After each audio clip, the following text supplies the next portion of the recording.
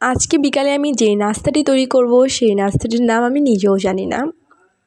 মোবাইলে ইতিমধ্যে আমি দেখেছি অনেকে এই খাবারটি বানাইছে এবং বলতেছে এটা খেতে নাকি অনেক ভালো, আর এটা নাকি কোরিয়ান কি ডিশ। তো এটা ভাবলাম বানায়ে দেখি কেমন লাগে খেতে। এই জন্য আমি এখানে কিছু আলু সিদ্ধ করে নিয়েছি এবং আলুটাকে সুন্দরভাবে ম্যাশ করে নিতে হবে। এবং আলুর মধ্যে যেন কোনো প্রকার দানা না থাকে। আলুর মধ্যে যদি দানা থাকে তো এটা বানানোর সময় ফেটে যাবে। তো এই জন্য আলুটাকে ভালোভাবে একটু ম্যাশ করে নিচ্ছি। পরিমাণ মতো এখানে লবণও দিয়ে নিয়েছি। সুন্দরভাবে আলুটাকে ম্যাশ করে নিব।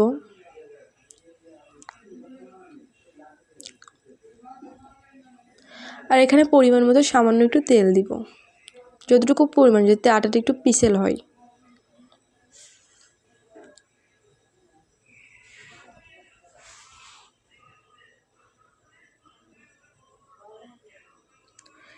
এখন এটার মধ্যে পরিমাণ মতো আটা দিয়ে দিব, যতটুকু আটা দরকার।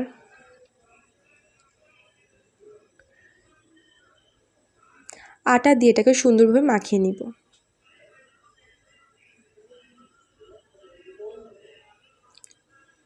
মানে এই ব্যাটারটা মাখানোটা যত বেশি ভালো হবে, এটা খেতে কিন্তু তত ভালো হবে এবং বানানোটাও তত সুন্দর হবে, স্মুথলি হবে। তো আটাটাকে ভালোভাবে আমি মাখিয়ে নিব যাতে আটাটা সফট হয়।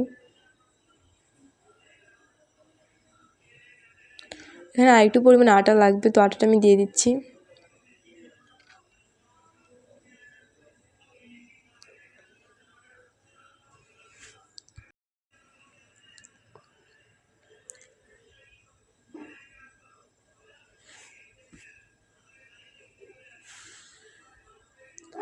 এটাকে ভালোভাবে এখন মুথে নিব।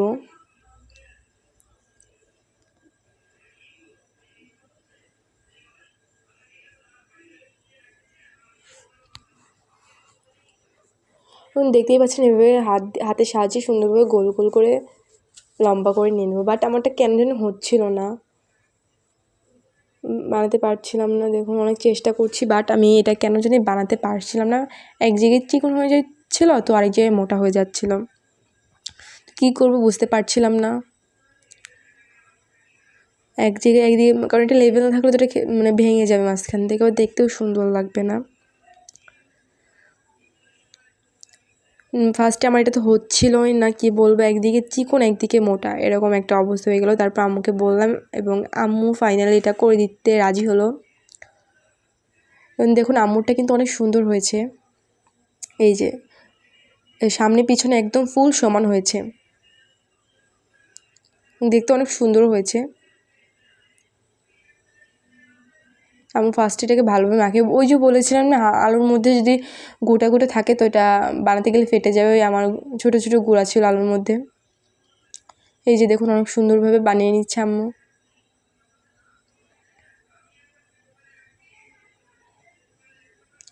এখন এগুলো বানানো শেষ। এখন এগুলোকে আমি সিদ্ধ বসাবো। এবং এই যে দেখুন এইগুলা বানিয়েছি, অনেক সুন্দর হয়েছে। পানির মধ্যে সামান্য পরিমাণে তেলও দিয়ে দিয়েছি। এখন এগুলা এক এক করে আস্তে আস্তে সুন্দর করে ছেড়ে দিব। এই যে দেখুন, এটা বেশি না, 2 মিনিট সিদ্ধ করে নিলেই যথেষ্ট।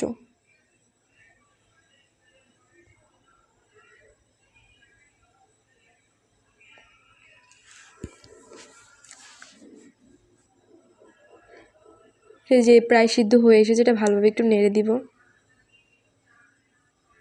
আর এটা সিদ্ধ করার পরে আর একটু বেশি ফুলে একটু মোটা মোটা হয়ে গিয়েছিল। ফার্স্টে আমি এতটাও মোটা এটা করেনি আম্মু, বাট সিদ্ধ করার পর আর কি একটু মোটা হয়ে গিয়েছে।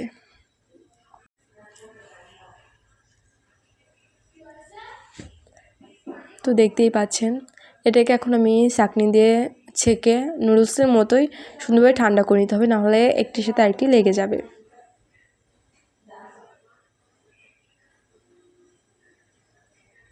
সুন্দরভাবে এটা ঠান্ডা করে নিব।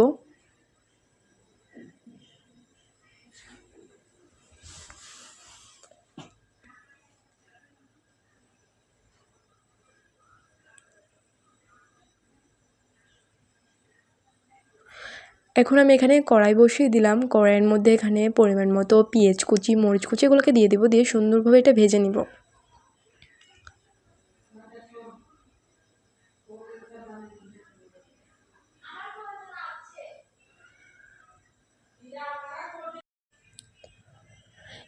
এই খাবারটা বানানোর পরে মানে আমার কাছে খেতে তো অনেক ভালো লেগেছিলো অ্যান্ড সবাই অনেক ভালো পছন্দও করেছিল, বললো অনেক ভালো হয়েছে নাকি খেতে।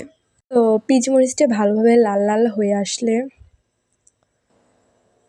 এখানে আমি একটি ডিম ভেঙে দিয়ে দিব, আর পেঁয়াজ মরিচটাকে একটু সাইড করে ডিমটা ভেঙে দিব।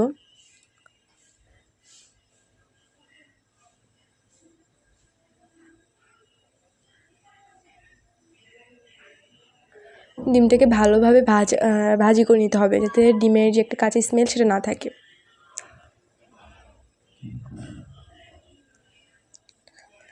এই ডিমটা প্রায় ভাজা হয়ে এসেছে। এখন এখানে একটু মরিচের গুঁড়া, কালারের জন্য একটু মরিচের গুঁড়া দিয়ে দিব এখানে, যাতে কালারটা সুন্দর আসে।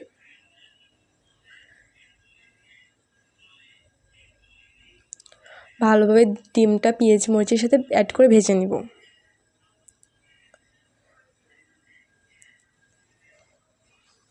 দেখুন কালারটা কিন্তু দেখতে অনেক সুন্দর এসেছে, মাশাআল্লাহ। এটা ভালোভাবে ভাজা হয়ে এসেছে। এখন আমি এটার মধ্যে টমেটো কুচিগুলোকে দিয়ে দিব। টমেটো কুচিগুলোকে দেওয়ার পরে এটাকে ভালোভাবে একটু নাড়াচাড়া করব।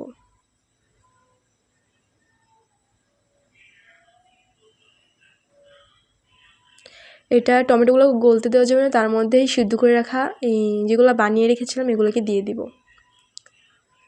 দিয়ে এটাকে ভালোভাবে নাড়াচাড়া করে ভাজি করতে হবে।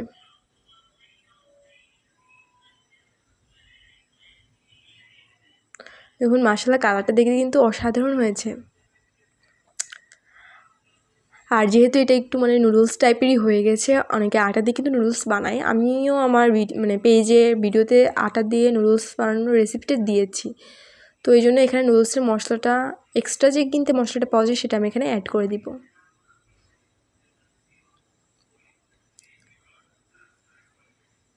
বাকি মশলাটা আমি এখানে আবার অ্যাড করে দিব।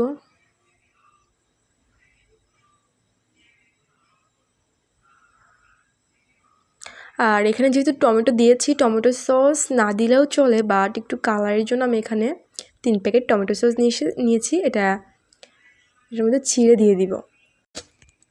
এটা দিয়ে ভালোভাবে টমেটো সসটা দিয়ে ভালোভাবে মিশিয়ে নিতে হবে।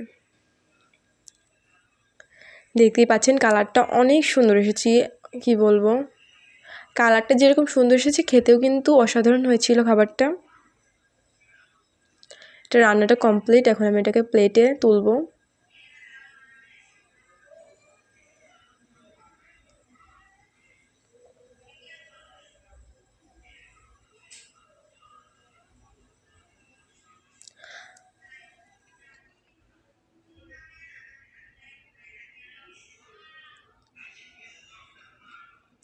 দেখুন কালারটা কিন্তু অনেক সুন্দর এসেছে।